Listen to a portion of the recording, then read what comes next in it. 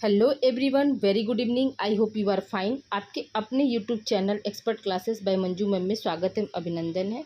Student, आज मैं आप लोगों के लिए बीए बीएससी 6 सेमेस्टर में आज आप लोगों का यूनिट 8 है स्टूडेंट, जिसको हम एग्ज़ाम डेट आप लोगों का जो है 18 जून है। ये यूनिट 8 के साथ साथ आप लोगों का क्या है, मॉडल पेपर भी है स्टूडेंट। ठीक है, याद रखिएगा कि आज हम डिस्कस किस पे करेंगे स्टूडेंट। तो आपका यूनिट 8 यानी लास्ट यूनिट है और प्लस आप लोगों का मॉडल पेपर है। ये कौन सी क्लास की बात हो रही है, तो बीए बीएससी जो 6 सेमेस्टर के होम साइंस के बच्चे हैं उनके लिए स्पेशली यह क्लास है, जिसमें हम यूनिट 8 और मॉडल पेपर जो है कंप्लीट करेंगे। आप लोग का एग्ज़ाम कब है, 18 जून को, यानी आप लोगों का मंगलवार को एग्ज़ाम है। चैनल का नाम क्या है student, expert classes by Manju ma'am.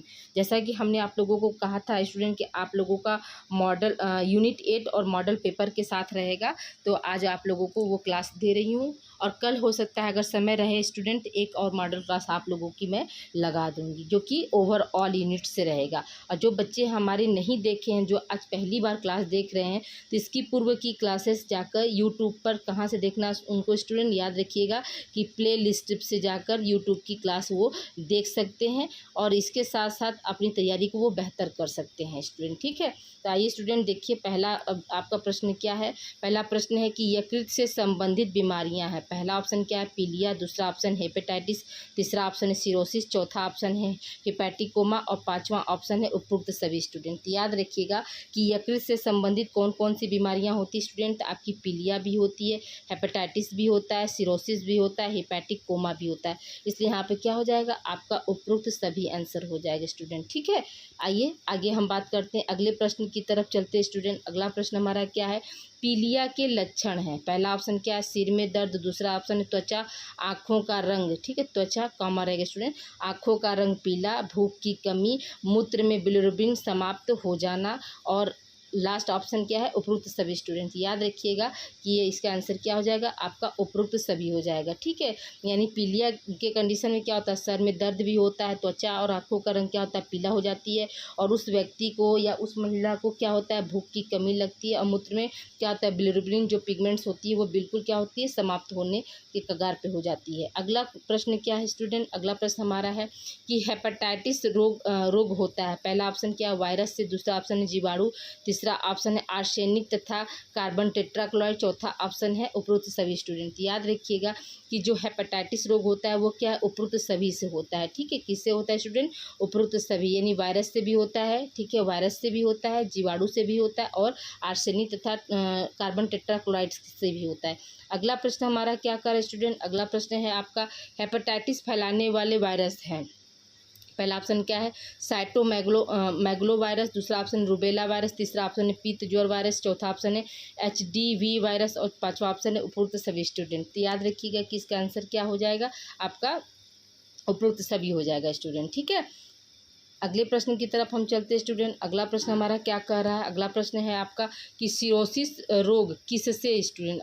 ठीक है, दो बार ये सर रहेगा सॉरी, किससे संबंधित है। पहला ऑप्शन है यकृत से। दूसरा ऑप्शन है गुर्दे से। तीसरा ऑप्शन है मस्तिष्क से, और चौथा ऑप्शन है इनमें से कोई नहीं। तो याद रखिए स्टूडेंट, इसका आंसर क्या हो जाएगा, सिरोसिस रोग जो होता है वह यकृत से संबंधित बीमारी होता है। ठीक है, अगले प्रश्न की तरफ हम चलते हैं स्टूडेंट। अगला प्रश्न हमारा क्या कर रहा है, एसाइटिस किससे संबंधित है। ठीक है, पहला ऑप्शन है तीव्र सिरोसिस की अवस्था। दूसरा ऑप्शन है तीव्र ज्वर की अवस्था। तीसरा ऑप्शन डायरिया की अवस्था, और चौथा ऑप्शन है इनमें से कोई नहीं। तो क्या बताएंगे स्टूडेंट, जो एसाइटिस है वो किससे संबंधित है, तो तीव्र सिरोसिस से संबंधित है। ठीक है, किससे संबंधित है स्टूडेंट, आपका तीव्र सिरोसिस से संबंधित है। ठीक है, इसका आंसर क्या हो जाएगा, आपका पहला ऑप्शन सही हो जाएगा। अब आइए अगले प्रश्न की तरफ हम चलते हैं स्टूडेंट। अगला प्रश्न हमारा क्या कह रहा है, पीलिया रोगी को दिया जाना चाहिए। ठीक है, पीलिया रोगी के जो हैं उनको क्या दिया जाए। पहला ऑप्शन है उच्च कार्बो। दूसरा ऑप्शन है निम्न कार्बोहाइड्रेट। तीसरा ऑप्शन है बिना कार्बोहाइड्रेट वाला भोजन, और चौथा ऑप्शन है इनमें से कोई नहीं। तो क्या बताएंगे स्टूडेंट कि जो पीलिया रोगी को क्या देना चाहिए स्टूडेंट, तो उच्च कार्बोज देना चाहिए। ठीक है, पहला ऑप्शन सही है। अगला प्रश्न हमारा क्या है स्टूडेंट, अगला प्रश्न है पीलिया रोगी को देना चाहिए। पहला ऑप्शन है निम्न प्रोटीन। दूसरा ऑप्शन है उच्च प्रोटीन। तीसरा ऑप्शन है बिना वसा का भोजन, और चौथा ऑप्शन इनमें से कोई नहीं। तो याद रखिएगा कि क्या हो जाएगा स्टूडेंट, निम्न प्रोटीन देना चाहिए।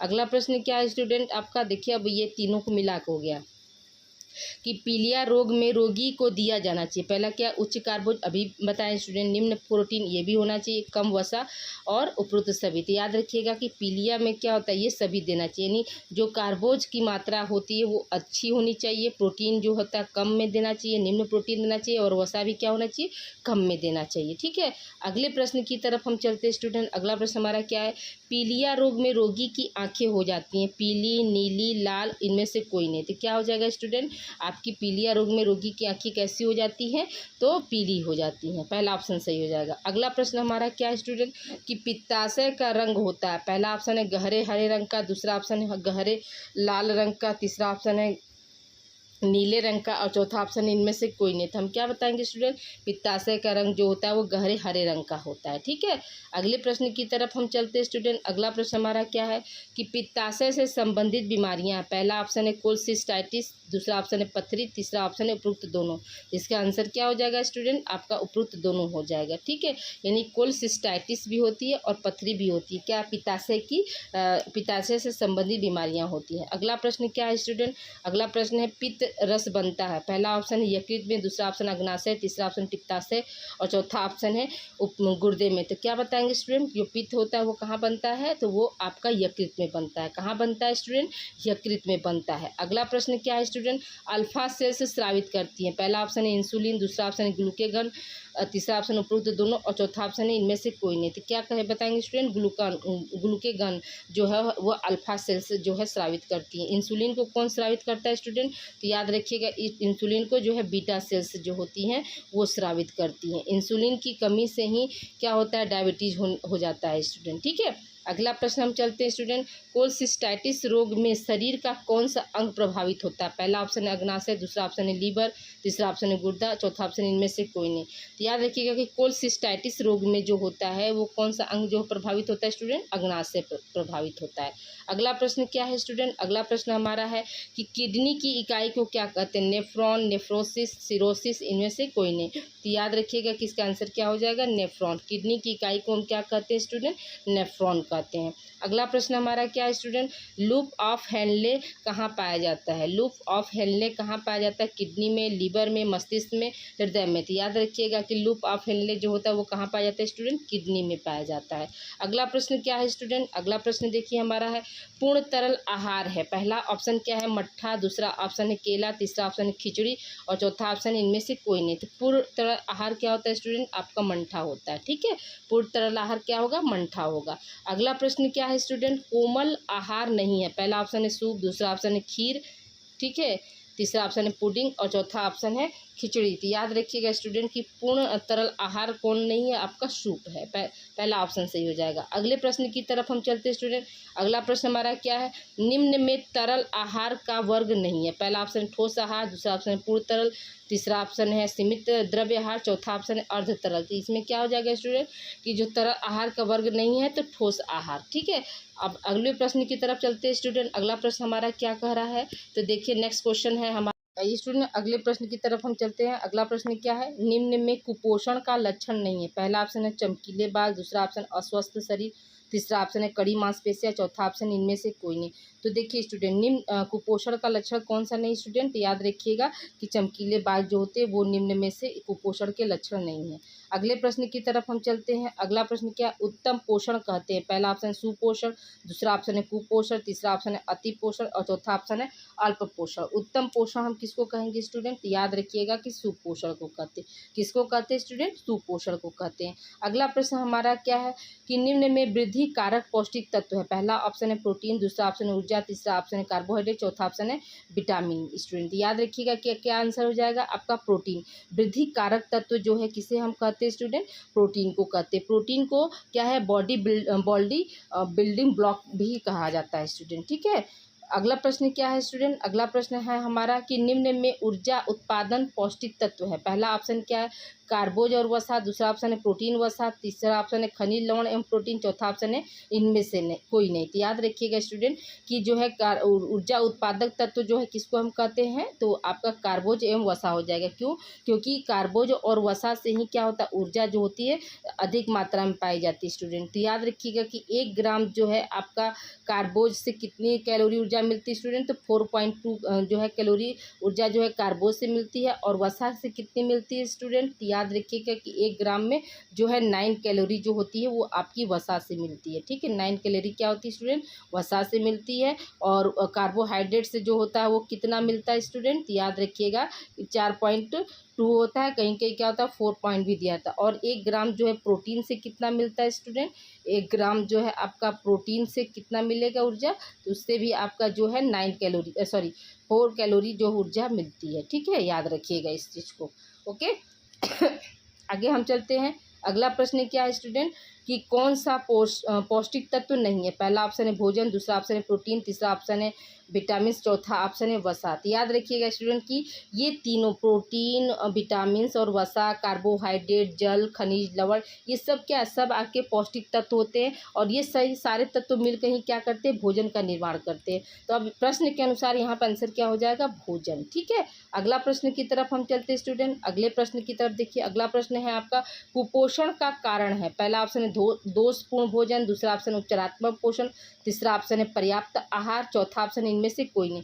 तो हम क्या बताएंगे स्टूडेंट कि जो कुपोषण का कारण क्या होता है, उपचारात्मक आहार से तो कुपोषण हो नहीं सकता, पर्याप्त आहार से भी नहीं हो सकता है, तो किससे होगा स्टूडेंट, याद रखिएगा कि वह दोषपूर्ण भोजन से होता है। अगले प्रश्न की तरफ हम चलते हैं। अगला प्रश्न हमारा क्या कह रहा है स्टूडेंट कि आहार आयोजन का क्या उद्देश्य है। पहला ऑप्शन क्या है, संतुलित आहार प्रदान करना, दूसरा ऑप्शन है मितव्ययता एवं साधनों का उपयोग, तीसरा ऑप्शन है ए तथा बी दोनों, और चौथा ऑप्शन है इनमें से कोई नहीं। तो हम क्या बताएंगे स्टूडेंट कि मित साधनों, मतलब ये ऑप्शन आपका क्या हो जाएगा, सी ऑप्शन से हो जाएगा, जो कि क्या संतुलित आहार प्रदान करना भी उसका उद्देश्य होता है। मितव्ययता का मतलब कि कम खर्चे में हम कैसे जो है अपने आहार का आयोजन कर सकते हैं।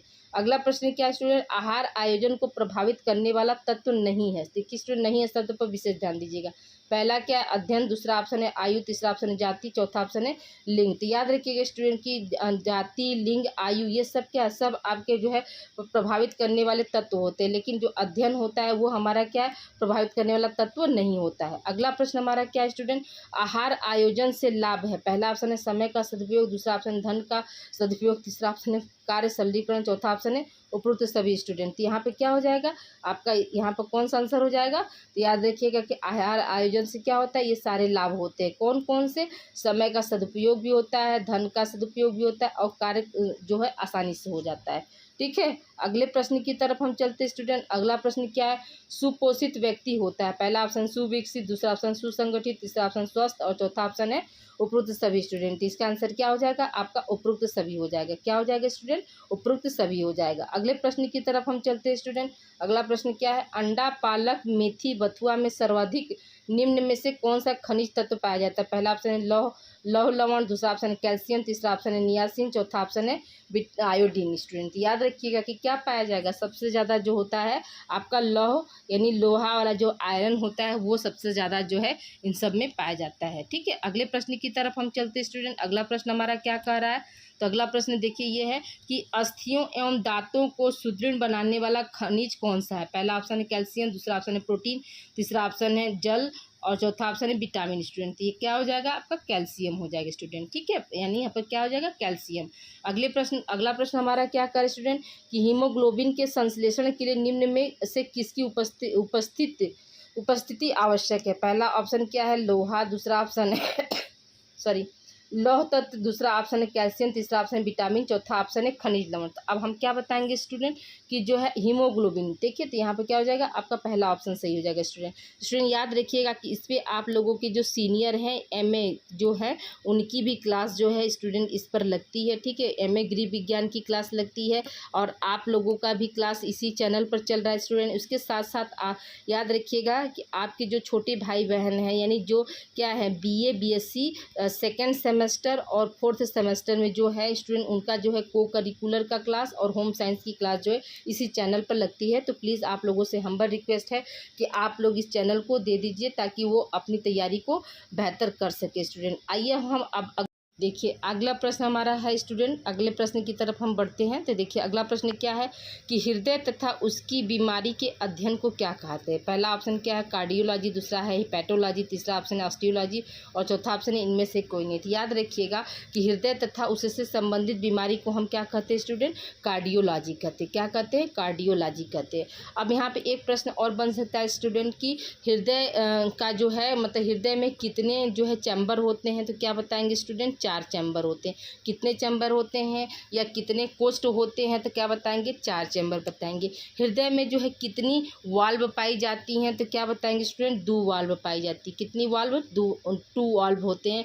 कौन कौन सा स्टूडेंट, याद रखिएगा कि ट्राइकस्पिड स्टूडेंट, ठीक है, ट्राइकस्पिड वाल्व और दूसरा और अगला क्या होता है, एक बाइकस्पिड वाल्व होता है। ठीक है, बाइकस्पिड वाल्व होता है। ठीक है, बाइकस्पिड वाल्व को ही मैट्रियल वाल्व भी कहते हैं। बाइकस्पिड वाल्व को हम क्या बोलते हैं, मैट्रियल वाल्व बोलते हैं। क्या बोलते हैं स्टूडेंट, माइट्रियल वाल्व भी बोलते हैं। ठीक है, बाइकस्पिड वाल्व को हम क्या बोलते हैं, माइट्रियल वाल्व भी बोलते हैं।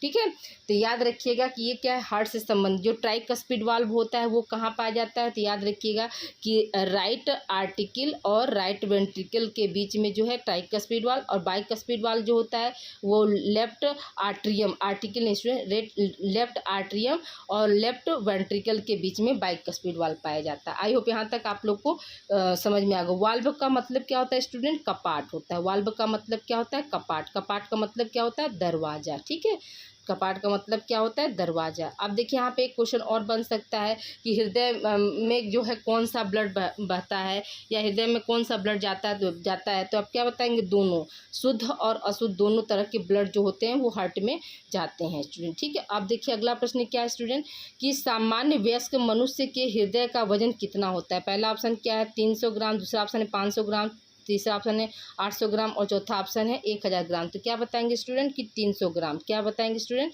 300 ग्राम जो होता है वो हृदय का जो है वजन होता है। अगला प्रश्न क्या है, हृदय के घेरे रहने वाली झिल्ली को क्या कहते हैं। जो हमारा हार्ट होता है स्टूडेंट ना, तो उसको जो चारों तरफ से जो झिल्ली जो है घेरे रहती है उस झिल्ली का नाम क्या है, तो याद रखिएगा कि पेरिकार्डियम होता है। क्या होता है नाम स्टूडेंट, पेरिकार्डियम होता है। अगला प्रश्न हमारा क्या है स्टूडेंट, अगला प्रश्न है कि रक्त दाब का नियंत्रण कौन सी ग्रंथि करती है। ठीक है, रक्त दाब का नियंत्रण जो है कौन सी ग्रंथि करती है। तो पहला ऑप्शन क्या है, एड्रिनल ग्लैंड। देखिए स्टूडेंट यहाँ पर टाइपिंग थोड़ा सा मिस्टेक है, आप लोग इसको सही कर लीजिएगा, एड्रिनल ग्लैंड।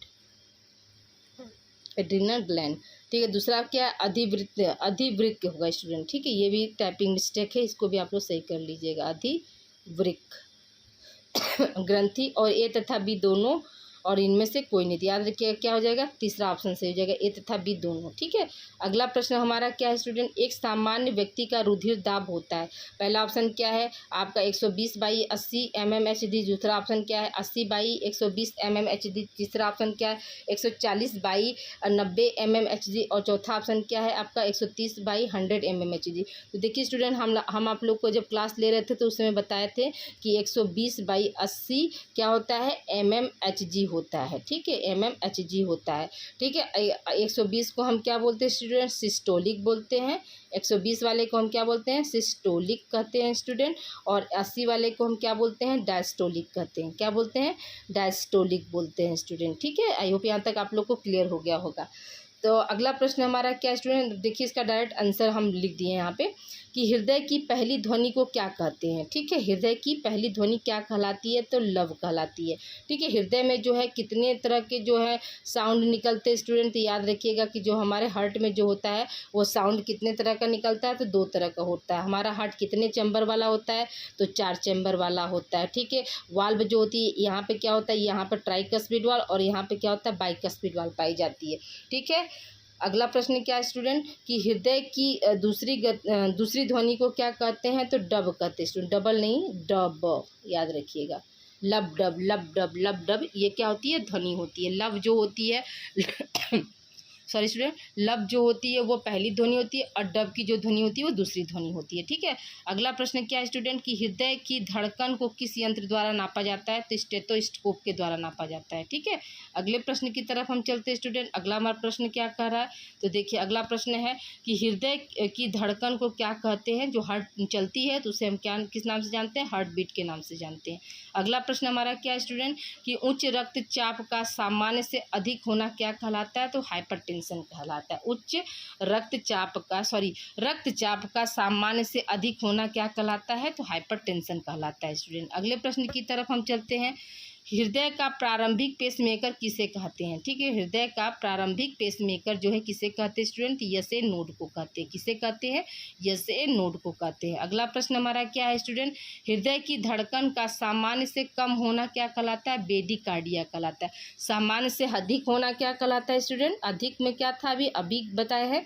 हाइपरटेंशन बोलते हैं। क्या बोलते हैं? हाइपरटेंशन बोलते हैं। और कम को क्या बोलते हैं? बेडिकार्डिया बोलते हैं स्टूडेंट। ठीक है, अगले प्रश्न की तरफ हम चलते हैं स्टूडेंट।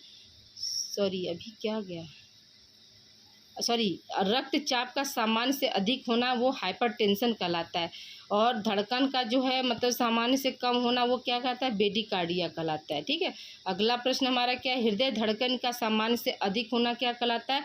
ट्रैकीकार्डिया कहलाता है। क्या कहलाता है स्टूडेंट? ट्रैकीकार्डिया कहलाता है। अगला प्रश्न क्या है स्टूडेंट कि मनुष्य के एक धड़कन में लगने वाला समय क्या होता है? तो 0.8 सेकेंड होता है स्टूडेंट। ठीक है, अगला प्रश्न हमारा क्या है स्टूडेंट कि मनुष्य का हृदय कितने चैम्बर का होता है? तो 4 चैम्बर का होता है। नेक्स्ट क्वेश्चन क्या है स्टूडेंट कि रक्त का अध्ययन कहलाता है, क्या कहलाता है? हेमेटोलॉजी कहलाता है। क्या कहलाता है स्टूडेंट? हेमेटोलॉजी कहलाता है। अगले प्रश्न की तरफ हम चलते हैं स्टूडेंट। अगला प्रश्न हमारा क्या है? खाद्य पदार्थों में खाली स्थान होते हैं जो हमें स्वस्थ रखते हैं। क्या रहते हैं? पोषक तत्व होते हैं जो कि हमें क्या करते हैं? स्वस्थ रखते हैं। इसमें पोषक तत्व में कौन कौन सा है स्टूडेंट? तो याद रखिएगा कि कार्बोहाइड्रेट है, ठीक है, प्रोटीन है, ओके, और क्या हो जाएगा? आपका विटामिन हो जाएगा स्टूडेंट। ठीक है, उसके बाद क्या हो जाएगा? आपका खनिज लवण हो जाएगा। ठीक है, खनिज लवण हो जाएगा। उसके बाद आपका क्या हो जाएगा? जल हो जाएगा स्टूडेंट। फिर क्या है? आपका वसा है। ये सब क्या है? ये सब आपके जो है आवश्यक पोषक तत्व हैं। पोषक तत्वों की संख्या कितनी होती है स्टूडेंट? तो क्या बताएंगे कि टोटल जो है पोषक तत्वों की संख्या कितनी होती है? तो 6 होती है। ठीक है स्टूडेंट, आई होप यहाँ तक आप लोग को क्लियर हो गया होगा।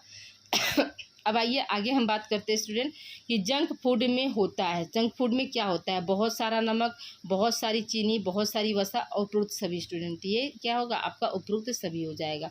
अगले प्रश्न की तरफ हम चलते हैं स्टूडेंट। देखिए स्टूडेंट, विटामिन से संबंधित भी आप लोगों को बहुत सारे क्वेश्चन जो है एग्जाम में आ सकते हैं। तो आप जैसा कि आप सभी जानते हैं कि आप लोग को करिकुलर BA में आप मतलब फर्स्ट सेमेस्टर में आपने फूड और न्यूट्रिशन में को करिकुलर पढ़ा होगा स्टूडेंट। तो आप लोग जाकर वहाँ पर अभी भी आपके पास बहुत पर्याप्त समय है। तो जितने भी आपके जो MCQ वाले जो टॉपिक है स्टूडेंट, याद रखिएगा कि जिसमें हमने MCQ जो सिर्फ मतलब पढ़ाया है, तो उसको भी जाके सारे विटामिन वाले चैप्टर को एक बार आप लोग देख लीजिए। ठीक है, आप लोगों का कौन सा सेमेस्टर में? ये फर्स्ट सेमेस्टर में आपने फूड एंड न्यूट्रिशन जो है को करिकुलर पढ़ा था स्टूडेंट। उसमें जो है आपके सारे विटामिन के बारे में हमने डिटेल में बताया है, लेकिन आपके पास समय अभाव है। तो आप लोग सिर्फ जाकर वहाँ पर विटामिन किस विटामिन से कौन सा रोग होता है, विटामिन का कार्य, ये सब आप लोग देख लीजिए।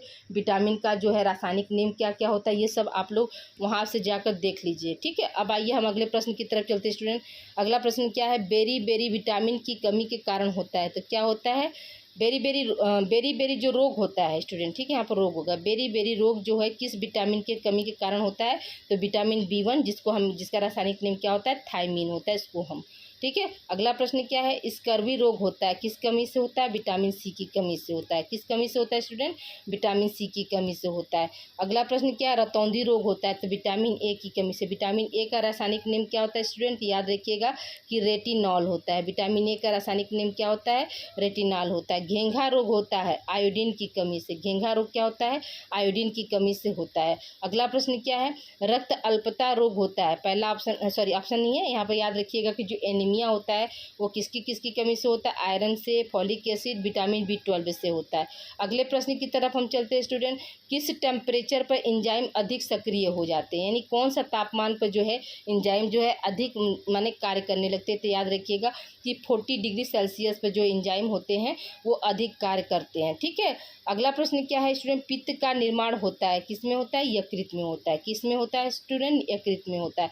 अगला प्रश्न क्या है स्टूडेंट, कि प्रोटीन का पाचन किस रूप में होता है, तो एमिनो एसिड में होता है।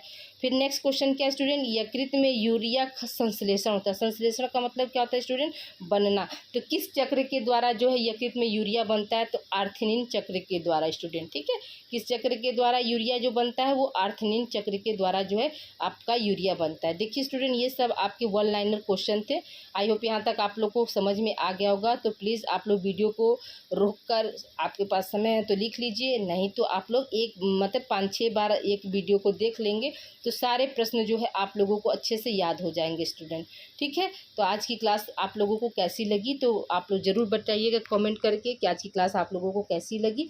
और मिलते हैं हम अगली क्लास में। अगली क्लास भी आप लोगों का जो है मॉडल पेपर ही रहेगा और वो मिक्सअप रहेगा। Okay student, thank you for watching. Please like share subscribe my channel expert classes by Manju ma'am.